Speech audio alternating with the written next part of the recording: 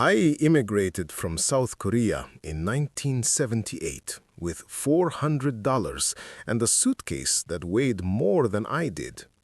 My English was poor, my opportunities were limited, but I understood one thing clearly because my father had told me before I left Seoul: land is the only thing that never disappears.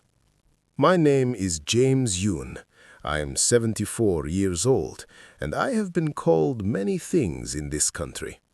In the early years, a restaurant owner on Pico Boulevard called me boy, and I was 40. My son Daniel's wife, Christine, called me dead weight, and I was 72. I have found that the people who call you nothing are often the ones who owe you everything.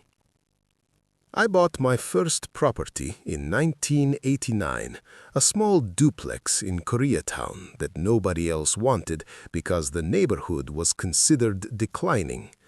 I lived in one unit and rented the other. Then came 1992 and the Los Angeles riots. My block burned. I did not leave. I rebuilt, and I bought the property next door from a man who was leaving and desperate. I paid below market. I was the market.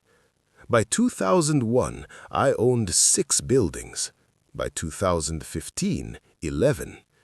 Los Angeles real estate appreciated 340% between 1990 and 2020. I was inside that number the whole way. Daniel knew I had some properties. He didn't know how many.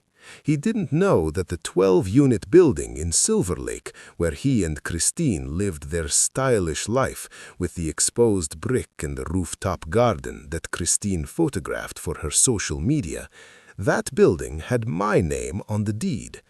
I had purchased it in 2014 through an LLC. The property management company handled everything. Daniel paid his rent to a company called Pacific Crest Holdings. He never asked who owned Pacific Crest Holdings. Christine began her campaign slowly. Family dinners where she would speak about me in the third person while I sat at the table. He needs more care than we can provide. At his age, some people struggle to adapt.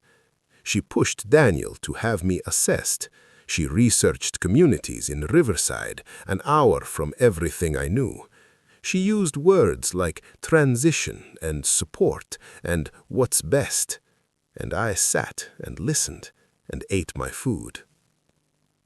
What she didn't know was that I had already called my property manager. I had already reviewed Daniel's lease, a standard 1-year agreement, now month to month. I had already consulted with my estate attorney, a woman named Grace Kim, whose parents had also come to this country with very little. In November, Christine announced at dinner that they had found a wonderful senior community. She had brochures. She was proud of herself. I looked at the brochures for a long moment. Then I said, "Christine, I have something for you also."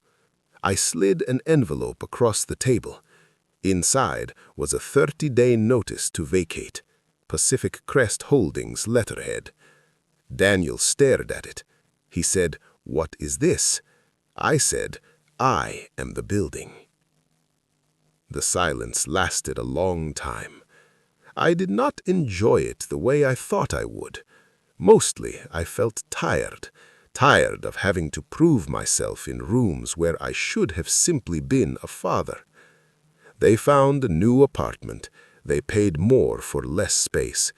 I hear they are doing fine. Daniel called me in January. He didn't apologize, not exactly, but he asked if I wanted to have lunch. I said yes. We ate at the Korean barbecue place near my first duplex, the one I bought 35 years ago. I didn't tell him that I owned that building too.